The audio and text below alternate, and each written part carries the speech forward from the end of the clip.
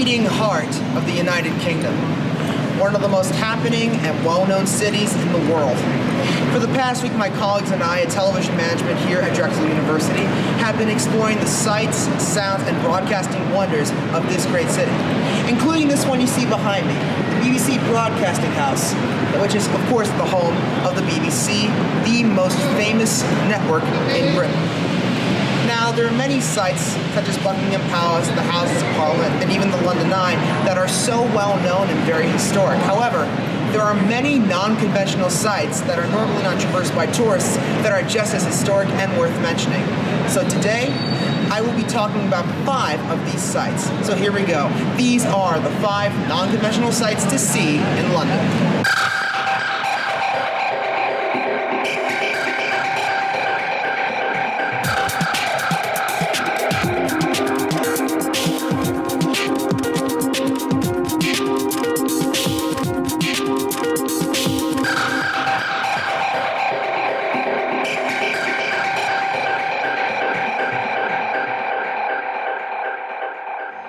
Number 1, Logan Place.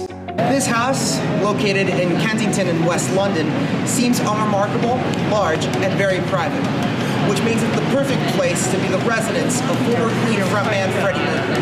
Mercury, who lived in this house from the mid-1970s up until his death in 1991, would spend his private time here, and this house will become a major landmark around the time of the late 1980s when Mercury was diagnosed with AIDS.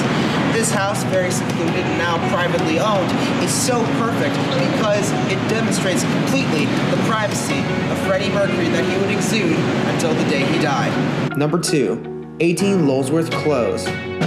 Although it looks like an empty lot, 18 Lulworth Close is anything but. Located in the Spitalfields area of East London, this home, formerly known as 18 George Street, is the former residence of Emma Elizabeth Smith, who was known as the very first victim of the legendary serial killer Jack the Ripper.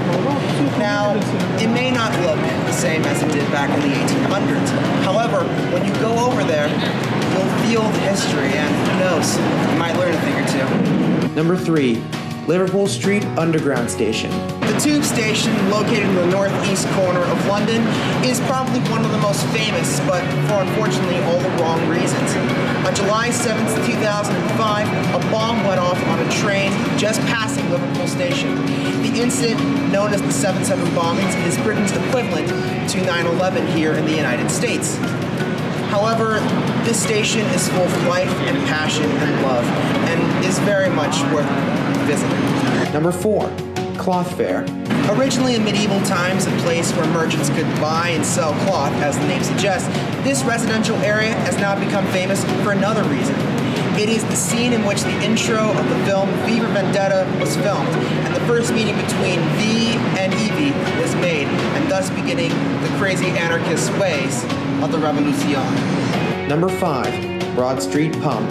This pump, located in Soho, in what is now called Broadwick Street, was the epicenter of the 1854 cholera outbreak, responsible for the death of thousands in London.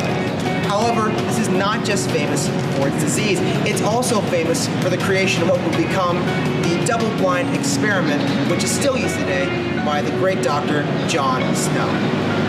Well, these are just a few of the 5 that we have. There are so many in London. However, the only way you can find out is if you come yourself, and I really hope you do. That's it. I will see you next time for another 5 things. Reporting from the BBC Broadcasting House, Armon Owlia, D News.